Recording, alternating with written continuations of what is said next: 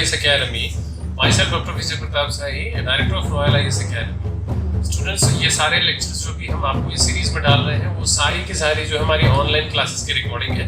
आगे आने वाली जितनी भी क्लासेस होगी हम सभी उनकी ऑनलाइन सीरीज आपको डालते रहेंगे और आप सभी को इससे डेफिनेटली बहुत बेनिफिट होगा। Thank you. आज के लेक्चर में हम बेसिकली खेड़ा सत्याग्रह के बारे में जानेंगे। खेड़ा जो आंदोलन हुआ था, खेड़ा मूवमेंट, उसके बारे में जानेंगे। लेकिन उससे पहले थोड़ी सी बात कर लेते हैं सत्याग्रह के बारे में, गांधी जी के सत्याग्रह के बारे में। सत्याग्रह क्या था और उसके प्रिंसिपल क्या थे, थोड़ा सा पहले भी बात किया, लेकिन आज थोड़ा सा उसको और डिटेल में थोड़ा जानने की कोशिश करेंगे। और कहाँ कहाँ गांधी जी ने किन किन आंदोलनों में सत्याग्रह को यूज किया। सत्याग्रह, गांधी जी का अगर हम इसको दो अलग अलग शब्दों में देखें तो सत्य का आग्रह करना, यानी ट्रुथ का इंसिस्टेंस करना, यानी आग्रह मतलब इंसिस्ट करना, इंसिस्टेंस ऑन ट्रुथ, यानी सत्य के द्वारा इंसिस्ट करो लोगों को और अपनी लड़ाई लड़ो, यानी सत्य, ट्रुथ, आग्रह, इंसिस्टेंस और होल्डिंग फर्मली टू, और होल्डिंग ऑन टू ट्रुथ और truth force in particular form of non violent resistance और सिविल रेजिस्टेंस।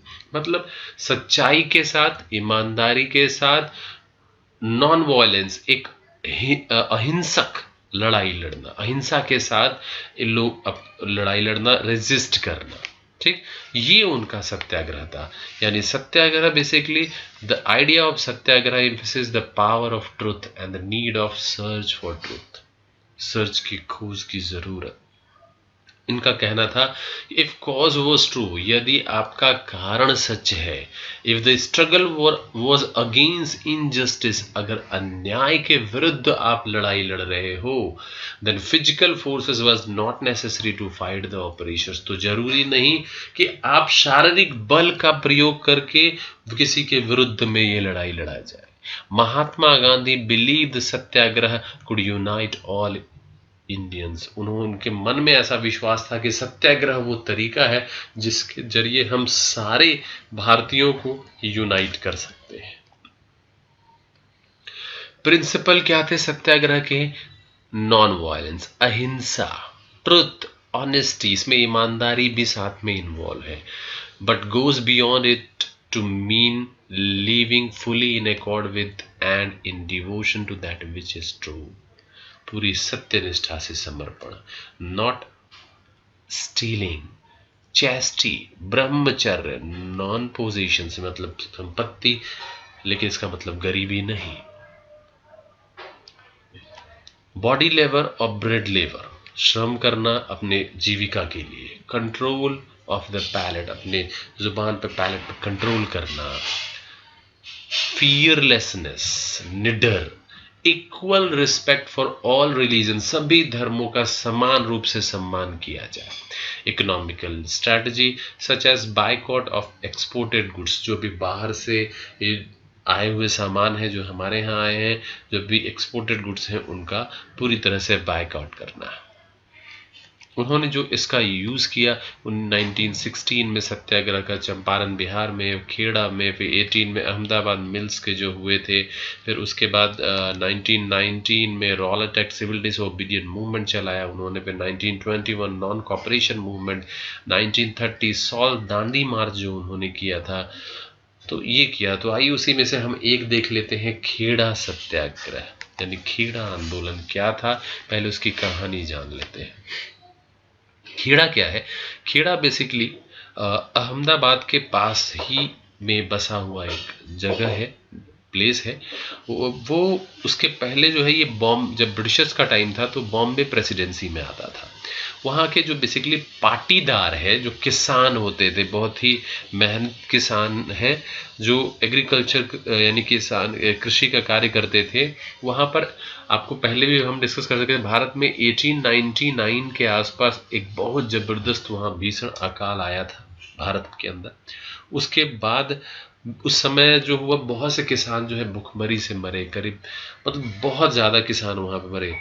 फिर 1918 उतना ही नहीं हुआ, 1918 के आसपास फिर से वहाँ पर ड्रॉट आ गया, सूखा पड़ गया, और साथ ही साथ में प्लेग की बीमारी पूरी तरह से फैली। करीब 17,000 के आसपास तो सिर्फ खेड़ा में लोग मरे। तो मतलब काफ़ी बुरी तरह से प्रभावित क्षेत्र था वो, काफ़ी लोग, किसानों की एकदम से हालत जो है वो खराब हो चुकी थी। लेकिन उसी समय क्या हुआ, गवर्नमेंट स्टार्टेड रीअसेसमेंट, मतलब सरकार ने यानी ब्रिटिशर्स ने क्या किया कि वहां पर जो लगान यानी टैक्स जो किसान देते थे उसका रीअसेसमेंट करने लगे। और उनका जो रिजल्ट, जो रीअसेसमेंट का रिजल्ट आया उसमें यह था कि भाई यहाँ पर जो एग्रीकल्चर है वो बहुत अच्छी हुई है, और इस तरह से किसानों का लगान जो है यानी टैक्स जो है वो बढ़ाया जाना चाहिए, उसको इंक्रीज 23% बल्कि बढ़ा दो, इंक्रीज कर दो। अब ये तो एक तरह से आप देखेंगे खेड़ा के लोगों के लिए एकदम से वज्रपात था, मतलब बिजली गिर गई उनके ऊपर, ऐसी सिचुएशन थी। अब वहां पर रिवोल्ट शुरू हो गया, जो लोकल लीडर्स थे वो भी रिवोल्ट करने लगे।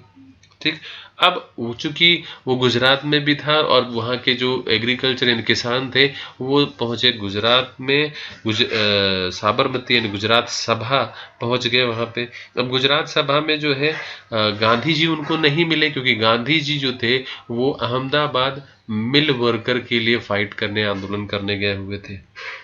लेकिन गांधी जी ने एक लेटर लिखा, किसको, सरदार वल्लभ भाई पटेल को, जो उन्हीं के कहने पे उन्होंने ज्वाइन किया था जो गुजरात सभा को।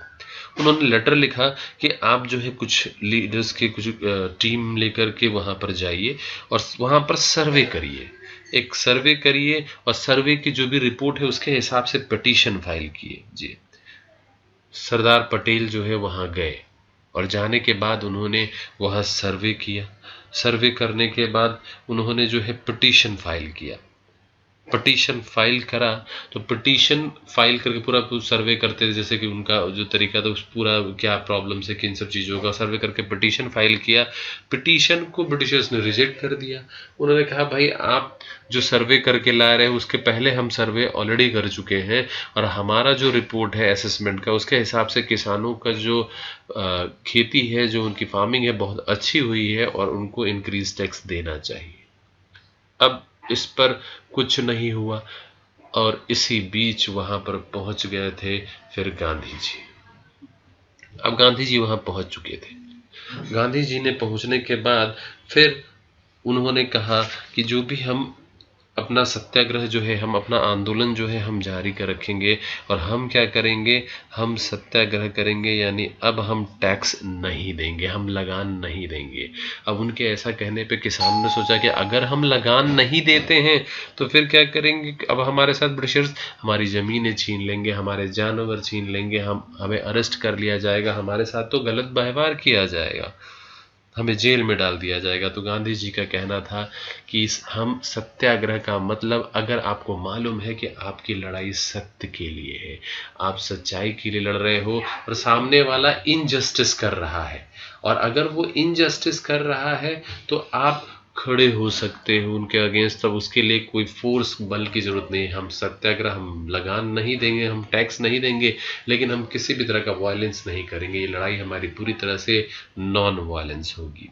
लोगों को अरेस्ट किया गया, उन्हें मारा भी गया, लेकिन लोगों ने कोई भी वायलेंस नहीं किया। अब ये देख करके ब्रिटिशर्स जो है उनको समझ में आया और वो मान गए। और मानने के बाद, लेकिन उस समय ये हुआ था कि जो टैक्स जो नहीं दे रहे थे उसमें ज़्यादातर वो किसान शामिल थे क्योंकि उनकी स्थिति खराब थी, जो बहुत गरीब थे, वो दे भी नहीं सकते थे। लेकिन जो अमीर किसान थे वो जुड़े हुए थे उनके साथ, क्योंकि वो किसी भी तरह से ब्रिटिशर्स के अगेंस्ट नहीं जाना चाहते थे, वो टैक्स लगातार पे कर रहे थे।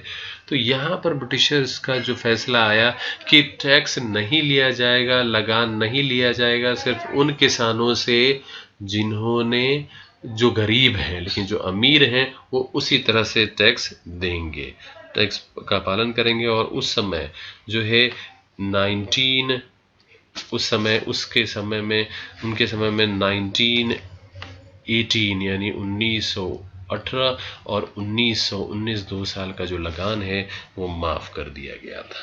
तो इस तरह से खेड़ा आंदोलन भी उनका सफल रहा था। ठीक, यहाँ पर मैंने अपनी कुछ चीज़ें लिख दी है जो आपके नोट्स बनाने के काम आएंगी।